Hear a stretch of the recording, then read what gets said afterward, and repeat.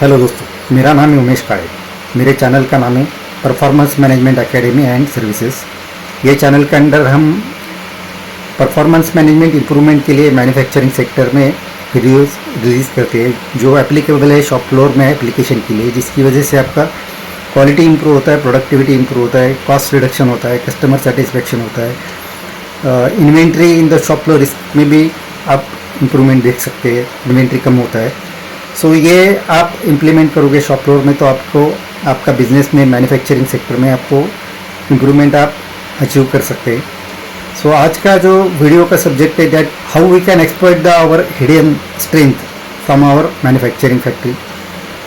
अगर हम daily activity हम मैन्युफैक्चरिंग में देखे हुए तो उसमें ये दिखाई देता है everybody is working on the fire fighting activity. यानी फायर फाइटिंग एक्टिविटी क्या क्या क्या हो सकते हैं, that is to meet the delivery requirement, to reduce the in-house rejection, to reply for the customer complaints, then to make the available resources यानी man power availability improve करना है या रॉ मटेरियल अवेलेबिलिटी इंप्रूव करना है। For that everybody is working on the fire fighting basis and on that we are losing lot of our resources. उसमें हमारा बहुत सारा कॉस्ट वेस्ट होता है।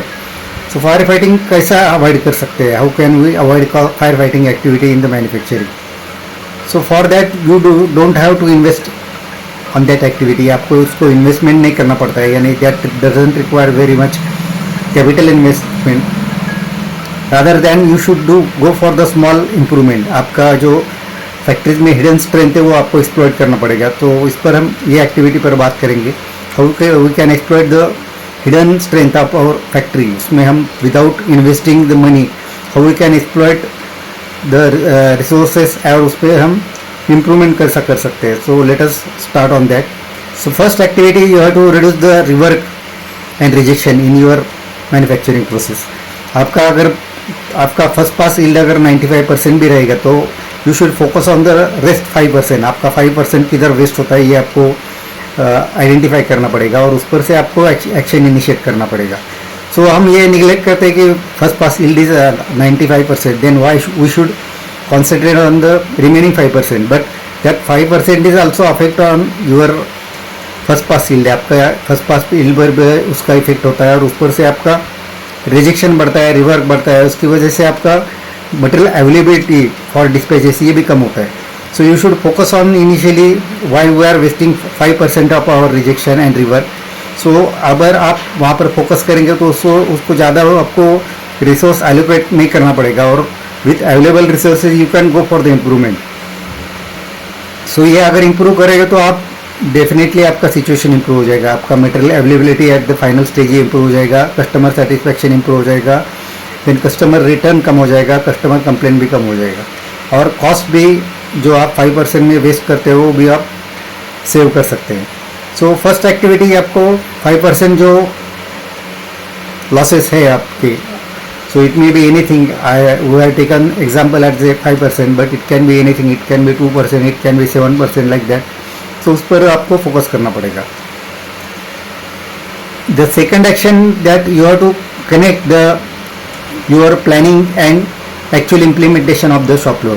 ऑफिस में बैठ के अगर आप प्लान करते रहेगा और वो अगर आप इम्प्लीमेंट नहीं कर सकते तो then that will not make any sense। आपको उसमें आपका परफॉर्मेंस नहीं अचीव कर सकते हैं और उस पर से आपको डिलीवरी कमिटमेंट भी आप नहीं अचीव कर सकते। So initially you have to connect why there is lack of any synchronisation between the shop floor activity and whatever you are planning in your offices. So इसमें क्या differences है, whether you are facing problem with the machine और material और man power availability और operator skill का कुछ issue या कोई क्वालिटी प्रॉब्लम ये आपको चेक करना पड़ेगा। Why are you are feeling your planning activity. Third activity that whatever changeover you are taking, यानी आपका अगर कोई प्रोसेस में चेंज ओवर होता है, यानी कोई प्रोडक्ट सेटिंग चेंज होता है या मशीन्स में कुछ सेटिंग करना पड़ता है तो you have to reduce that change. आपको ये एग्जांपल ये कंसिडर करना पड़ेगा that how can reduce this time of changeover. उसमें आप स्मेड एक्टिविटी भी इनकॉर्पोरेट कर सकते हैं, that is single minute exchange of dies. ये एक्टिविटी आप कैलकुलेट करोगे कि where are you are wasting the time और आप अगर कम करोगे तो आप ये टाइम सेव कर सकते हैं। सो इस पर से आपका फ्लेक्सिबिलिटी भी बढ़ेगा, यानी you can focus your planning activity and shop floor activity as per the requirement of the customer का अगर डिफरेंट रिक्वायरमेंट है तो यू कैन अकोमोडेट दैट, यानी आपको उस पर से चेंज ओवर में ज़्यादा टाइम वेस्ट नहीं करना पड़ेगा। Fourth one is that you have to use the intelligence of the operator. आपका इम्प्रूवमेंट के लिए सबसे ज़्यादा valuable asset is your operator. Operator जो मशीन पर काम करता है तो he is very much knowledgeable about your processes.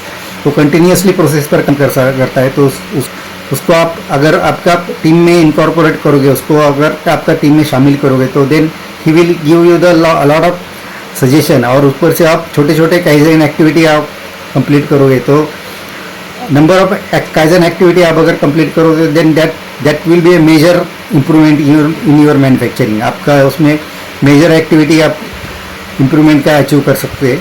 तो ऑपरेटर का इन्वॉल्वमेंट आपको लेना पड़ेगा, उस पर से वो छोटे छोटे इम्प्रूवमेंट एक्टिविटी आपको सजेस्ट करके आपका मैन्युफैक्चरिंग प्रोसेस में इम्प्रूवमेंट सजेस्ट कर सकता है। उसकी वजह से आपका मैन्युफैक्चरिंग में लॉसेस कम हो जाएगा, प्रोडक्टिविटी इंप्रूव हो जाएगा, ऑपरेटर एफिशिएंसी इंप्रूव हो जाएगा, मशीन एफिशिएंसी इंप्रूव हो जाएगा, आपका कॉस्ट ऑफ मैन्युफैक्चरिंग भी कम हो जाएगा। सो ऑपरेटर का इंटेलिजेंस यूज़ करके आप ये इम्प्रूवमेंट अचीव कर सकते हैं। For that you have to take the small kaizen project for each manufacturing defect है, और मैन्युफैक्चरिंग में जो प्रॉब्लम है उस पर से आप काइजन एक्टिविटी आप ले सकते हैं। सो फाइनली बिफोर क्लोजिंग हम ये कंक्लूड कर सकते हैं कि हम ये जो हमने अभी थॉट प्रोसेस एग्जीक्यूट किया है उस पर से हम क्या कंक्लूड कर सकते हैं। सो हम अगर आपका प्रोसेस स्टैंडर्डाइज करोगे, आप अगर ये SOP फॉर्म करोगे, आपका प्रोसेस स्टैंडर्डाइज करोगे, आपका ऑपरेटर का स्किल इंप्रूव करोगे, देन यू आपका प्रोसेस स्टैंडर्डाइज करोगे, लाइन बैलेंसिंग करोगे, देन काइजन प्रोजेक्ट आप इम्प्लीमेंट करोगे, प्रॉब्लम सॉल्विंग के लिए अगर 7 टूल यूज़ करोगे, that is cause effect diagram या पेरेटो एनालिसिस, ऐसा ये ट्रेंड चार्ट, रन चार्ट, ऐसा आप इम्प्लीमेंट करोगे तो आप डेफिनेटली पीपल्स इन्वॉल्वमेंट इंप्रूव कर सकते हैं और उस पर से आपका मैन्युफैक्चरिंग प्रोसेस भी इंप्रूव कर सकते हैं। So this is all about today's video. हमने जो डिस्कस किया that is how you can exploit the hidden strength of your manufacturing process. So उस पर से आपका capital capital investment requirement to improve the process ये आप सेव कर सकते हैं। So this is all about today's video. Now we are closing the video. आपको अगर वीडियो अच्छा लगे तो सब्सक्राइब कीजिए, शेयर कीजिए, लाइक कीजिए। Thank you to join my video. Thank you very much.